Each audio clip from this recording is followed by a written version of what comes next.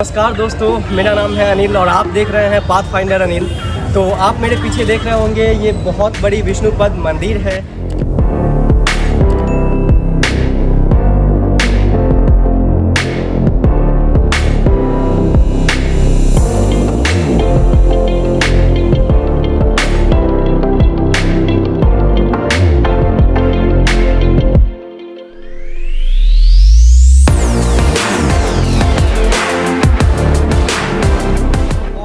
अभी जो मैं हूँ, ये बिहार के एक फेमस प्लेस गया में हूँ, जिसे गया जी धाम भी हम बोलते हैं। तो आप यहाँ कैसे आ सकते हैं, क्या क्या चीज़ें देखने लायक हो सकती है, तो मैं इस वीडियो में देने वाला हूँ पूरी जानकारी। तो आइए मेरे साथ घूमिए विष्णुपद टेम्पल।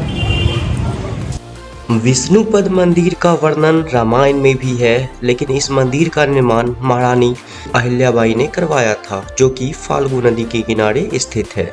यह मंदिर बिहार के गया में स्थित है, जिसे गया जी धाम के नाम से भी हम जानते हैं।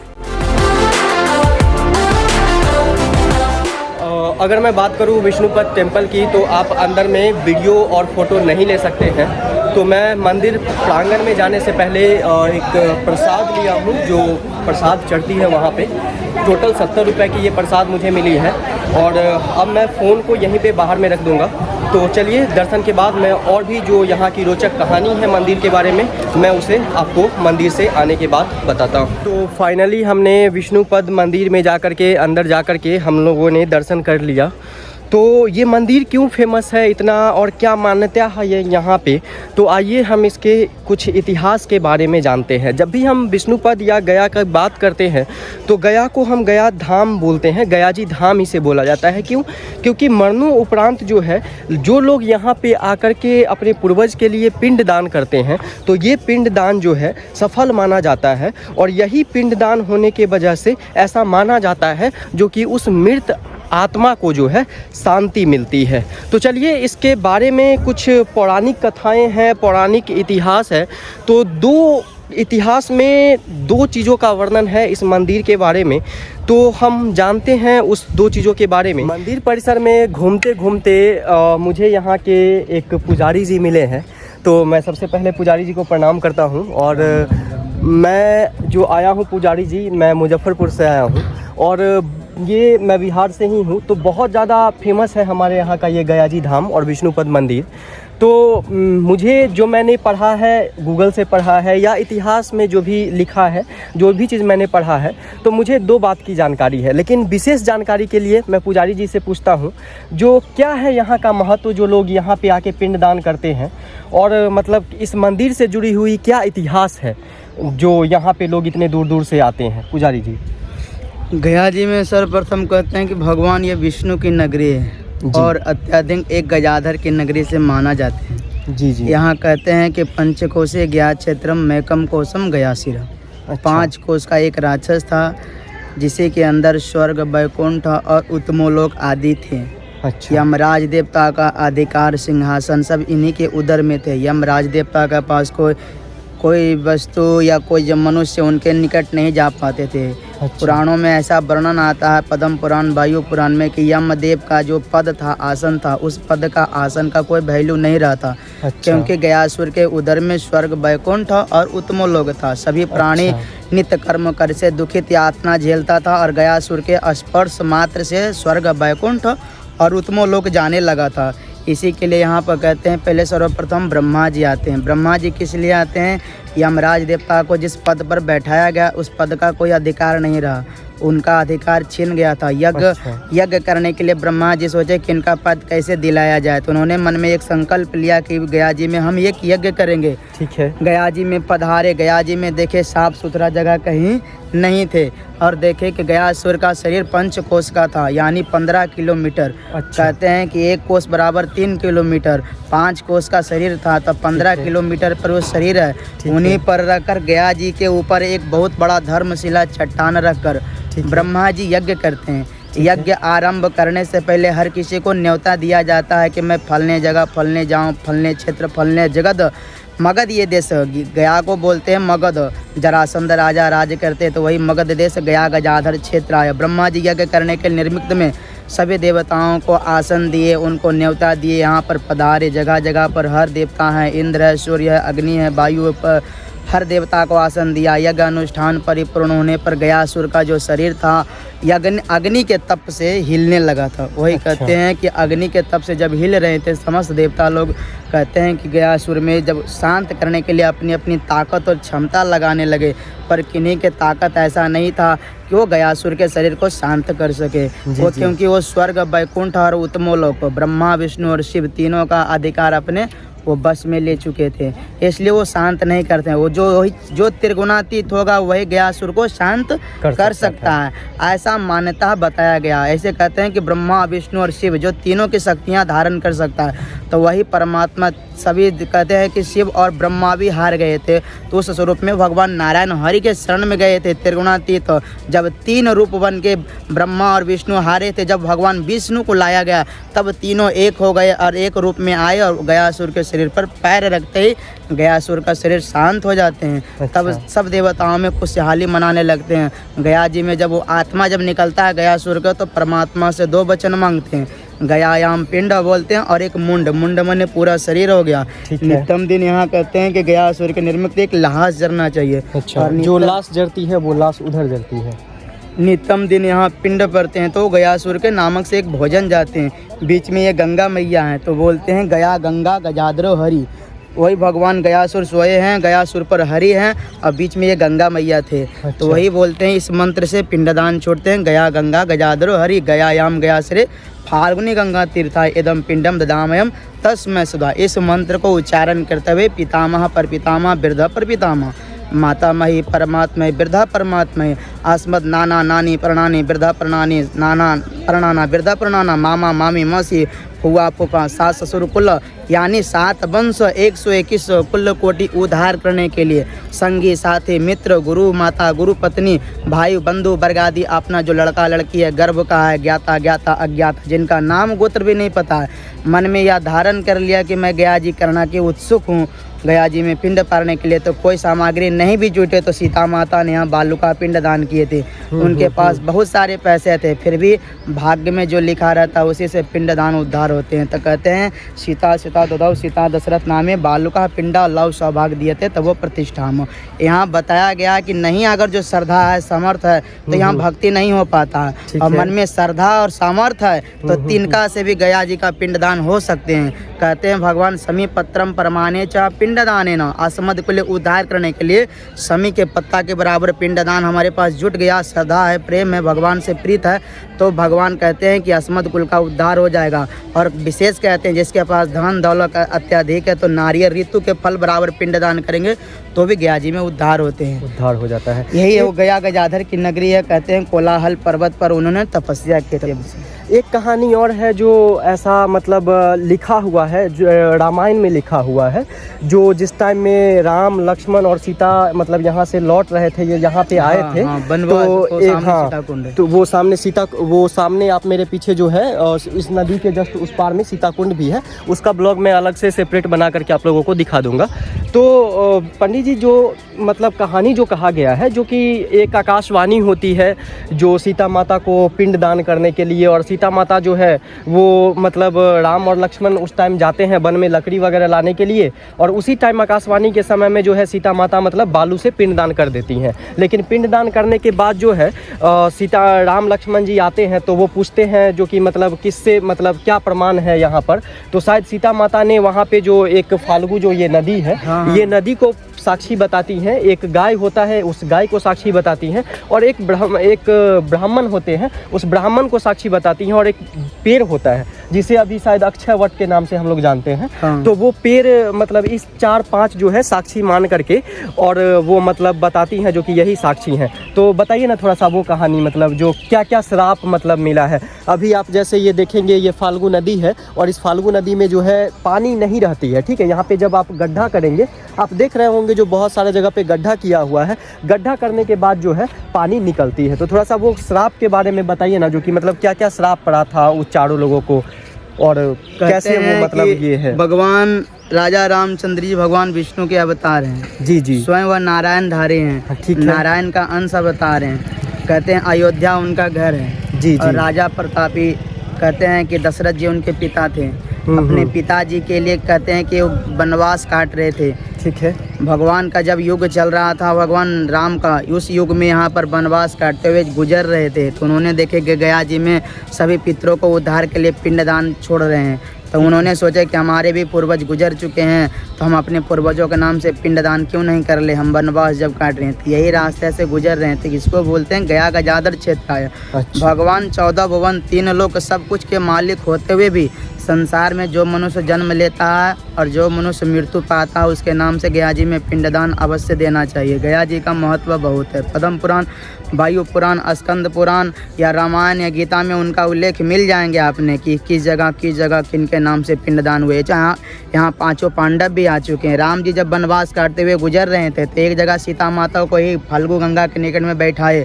उनके पास सामग्री नहीं था पूजा का, रोड़ी, चंदन, अक्षत, घी, सिंदूर, जनेऊ, अनेक प्रकार की सामग्री होती है। सामग्री का कोई वस्तु उन्हें पास नहीं था। कुछ दूर पर मार्केट पड़ता है, चौक बाजार बोलते हैं। उस स्वरूप में राजा महाराजाओं के काल में मार्केट थोड़ा दूर में लगता था, जब उस वक्त टमटम, घोड़ा आदि का उपयोग होता था। आजकल टेम्पो है, अनेक प्रकार की गाड़ियाँ साधना है, तो अभी 2 मिनट में ले चले आते। उस वक्त टमटम ही महत्व था।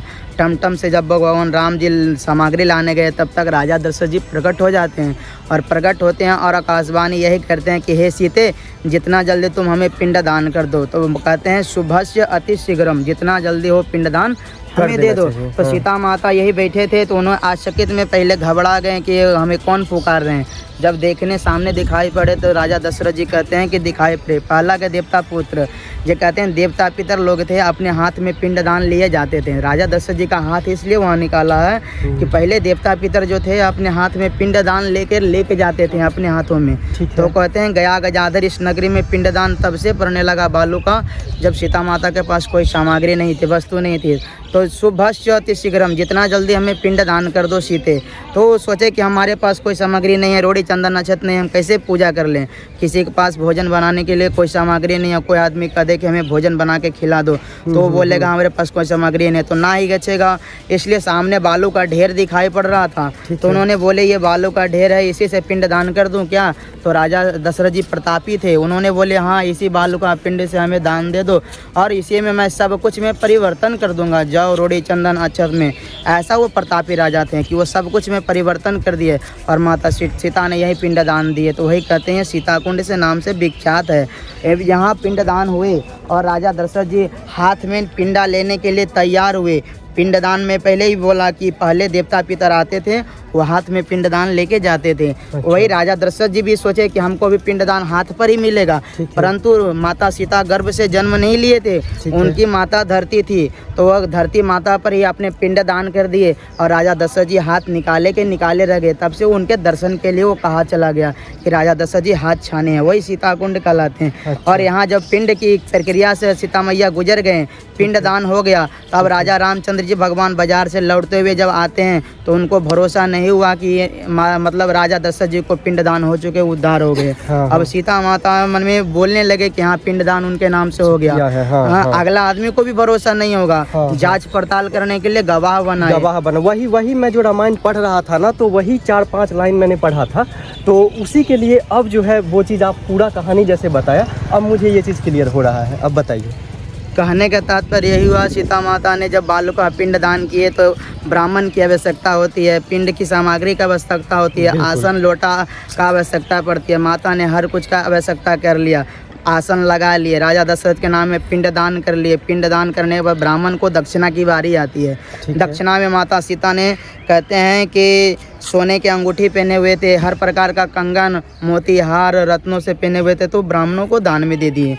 यहाँ फल्गु के गोद पर बैठे थे, तो उन्होंने फल्गु माता के नाम से बालू का ही पिंड दान दिए थे। कहते हैं इसके अंदर जलाशय में बहुत सारे कीड़े मकोड़े जल में रहने वाले थे, इनको खाने के लिए कुछ नहीं मिला था, इन्हीं का बालू और इन्हीं को खाने के लिए बालू मिला। तब से कहते हैं सीता माता के पक्ष में ये नहीं आए थे। अच्छा। राजा रामचंद्र से गवाह खोजने लगे कि तुम पिंड दान किए तो गवाह में क्या है। हाँ, तो गवाह का यही तात्पर्य हुआ कि गंगा के गोद पर बैठ के पिंडदान किए। हाँ। गंगा यही माता से बोलने लगे कि हाँ हम पिंडदान किए कि नहीं। ये माता प्रश्न सीता जी ने किए, ठीक तो है। गंगा मैया ने बोले कि माता सीता यहाँ पिंडदान नहीं किए। यानी कि उन्होंने झूठ बोल दिया। इन्होंने झूठ इसलिए बोले कि आजकल की डेट है या पहले की है हाँ, हाँ, कि हाँ। कोई किसी के पक्ष में जाने के लिए है, किसी को आप कुछ 2 रुपया 4 रुपया 10 रुपया या कुछ खाने के लिए देंगे तब आपके पक्ष में आते हैं। हाँ, बिना लोभ के कोई एक पैर आगे नहीं बढ़ाता है। हाँ। ये संसार का नियमता है। माता सीता ने ठीक है। बालू इन्हीं के गोद से बालू लिए और इन्हीं के गोद में फिर बालू दान किए। तो इनको खाने के लिए जलाशय में जितने थे सोचे कि हमारे जल में जितने हैं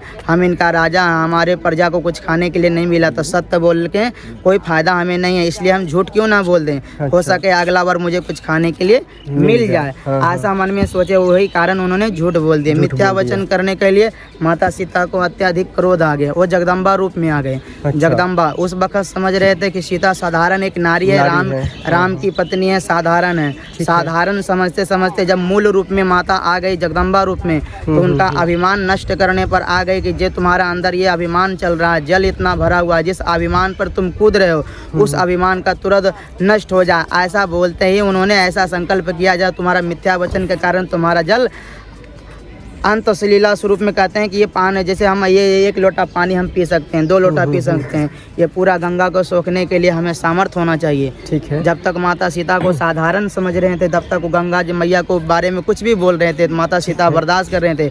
अंततः जब माता जगदम्बा का क्रोध आया तो उन्होंने पूरा जल को ही अपने बस में करके अपने अंत सलीला में ले लिए। जब गंगा मैया त्राहिमाम करने लगे कि हमारा जल तो सूखा जा रहा है। अब माता कहते हैं पुत्र को पुत्र हो सकता है परंतु माता को माता नहीं है इस धरती पर। तो जगदम्बा सीता मैया को दया आ गई। उन्होंने बोले कि त्राहिमाम जब कर रहे हैं तो दया आई, तो वही बोलते हैं अंत सलीला, अंदर की ओर बहने का आशीर्वाद दे दिए। और बोले कि मिथ्या वचन बोलने के कारण तुम्हारा अभिमान था, ये अभिमान चढ़ के बोल रहा था, उसी कारण तुम्हारा ऊपर ये जल सूख गया। अंत सलीला होने का आशीर्वाद माता गर्भ से देते हैं कि हमारे तरफ से तुम झूठ बोलने के कारण तुम्हारे यह मिथ्या वचन है, मिथ्या वचन के कारण ही तुम्हारा जल जो है वो सूख जाए। यही माता बोलते हुए उनका जल देखते देखते पूरा गंगा सूख गए। वो कहते हैं कि जब त्राहिमाम पर उतर गए, साष्टांग दंडवत सीता मैया को करने लगे तो माँ को ममता आ गई। ममता में वही बोले तुम्हारा जल तो रहेगा परंतु ऊपर नहीं, अंदर जब अंदर का अभिमान और घमंड, अंदर से बुद्धि आ रहा है तो अंदर ही तुम्हें मैं वरदान देता हूँ। तो आज भी देखिए 1 हाथ 2 हाथ 1 कमर भर या एक आदमी भर जल को अपने खतते हैं तो जल निकलते हैं। ये बालू है। ये इसीलिए मैं जो ये देख रहा हूँ, ये जगह जगह पे जो लोग गड्ढा करके रखा हुआ है, जो मतलब जल अंदर से निकलती है। आज जो है, जो जितने भी मैंने इतिहास में पढ़ा था, जो भी रामायण में लिखा हुआ या जो भी साक्ष्य मुझे इतिहास से मैं पढ़ करके यहाँ पे आया हूँ, लेकिन जैसा ने पुजारी जी ने मुझे बहुत सारा चीज़ क्लियर कर दिया। अच्छा, ब्राह्मण को क्या श्राप मिला था और जो गाय था उसको क्या श्राप मिला था? मैं सबके बारे में बताऊँगा जो मुझे जितना ज्ञात है और जितना वायु पुराण में पद्म पुराण में उल्लेख मिल सकते हैं। आप इस बात को लेकर ध्यान से पढ़ भी सकते हैं। तो वायु पुराण पद्म पुराण में भी आपको कहानी यही मिलेंगे। एक गंगा जी मैया में हर प्रकार के साक्षी हुए थे। पहला साक्षी तो आपने गंगा मैया हो गए, दूसरा साक्षी आपने हो गए जो पंडित जी थे, बैठकर माता सीता ने दशरथ नामे पिंड दान करवाए थे। पिंड दान करते हुए उन्होंने बोले कि हमारे एक और साक्षी है। क्या साक्षी है? तो ब्राह्मण देवता हैं। अच्छा। ब्राह्मण देवता तुल्य होते हैं। कहते हैं कि परमात्मा ही उनको अधिकार दिए कि देवता तुल्य ब्राह्मण है, उनका अधिकार, उन्हीं के फलने फूलने के आशीर्वाद से सब कोई तरते हैं और आशीर्वाद से मान के अपने कुल्ल को प्रफुल्लित करते हैं। उनको देवता तुल्य मान लेते हैं, इसलिए उनका दर्जा दिया गया। तो उन्होंने सोचा साक्षी में तो हमारा एक और ब्राह्मण भी है। हाँ, मन में ये संशय चलने लगा कि हमारा सामने ब्राह्मण भी बैठ के हमें कर्म कराए, इनसे भी पूछ लिया जाए या क्या बोलते हैं। तो उन्होंने साक्षी में ब्राह्मण से पूछने लगे कि हाँ इन्हें सीता माता ने पिंडदान किए या नहीं। ब्राह्मण मन में लालच आ गई। उन्होंने सोचे कि सीता माता ने हमें अंगूठी ही दान दिए हैं, इतना में हमारा गुजर बसर नहीं होगा। सोचे कि कुछ मिल सकता है। मन में यह लोभ लालच और संशय चलने लगा कि तात्पर्य हमें, जैसे शिव जी कहते हैं कि सोने की लंका दान में दे दिए थे, और ये भगवान रामचंद्र जी हैं, ये हमारे बहुत कुछ दान दे देते हैं, हाथी घोड़ा बंगला इत्यादि कोई भी सामग्री वस्तु, स्वर्ण मुद्राएं, हीरा सोना चांदी मोती मूंगा कुछ भी और दान दे दें।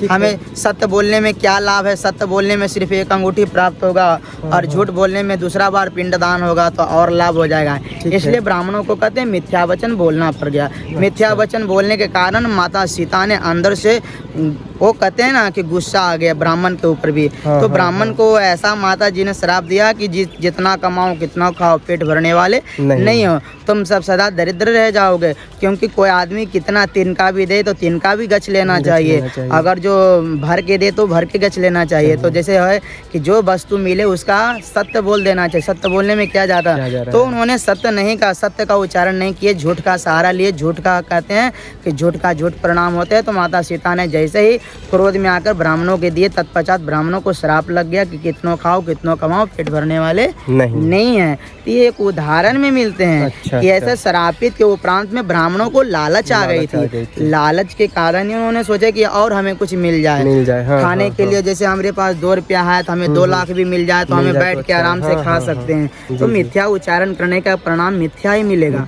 सत्य बोलने का सत्य परिणाम सत्य मिलता है। तो माता सीता के ये दूसरा कहते हैं कि उदाहरण में मिलते हैं, साक्षी में। दूसरा हो गया साक्षी।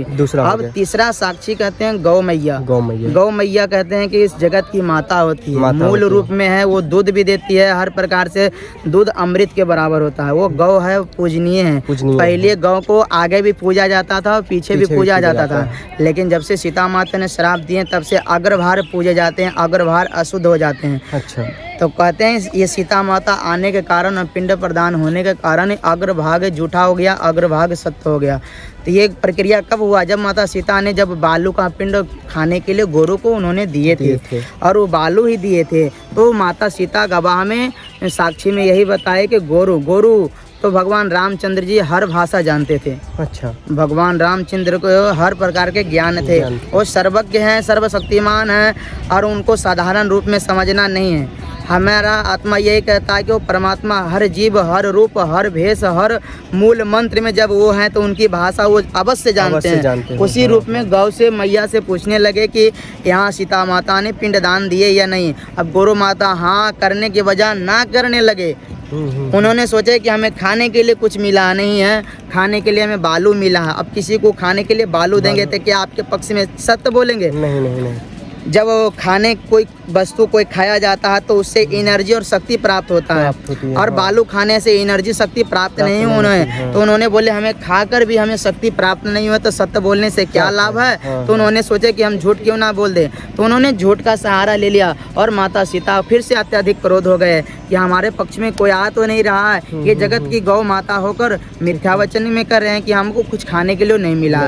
तो उन्होंने माता सीता ने श्राप दे दिया कि जा तुम्हें दर दर का झूठा खाना पड़ जाएगा। आज भी देखा जाता है कि दर दर खाना खा लिया जाता है और जो बाद शेष में बचता है भोजन उसे गौ को दिया चला जाता है। ये आज भी सीता माता के कहते हैं श्रापित का कारण भोगने पड़ रहे हैं। जब गौ माता त्राहिमाम करने लगे तो माता ने इन्हें भी वरदान दिया आधा भाग्य से शुद्ध रहेंगे। तो गौ का गोबर, दूध, पैर और पूछ ये पूजनीय कहला गए हैं। ये हम नहीं बता रहे हैं, ये शास्त्र बताएंगे भाई। ये कहते हैं कि गौ माता को श्रापित के कारण इसे भोगना पड़ गया। अब कहते हैं कि ये गया गजाधर है, साक्षी स्वरूप में है। पहला तो हो गए हैं गंगा मैया, यहाँ हो गए हैं, दूसरे ब्राह्मण हो गए, तीसरा गौ माता हो गए।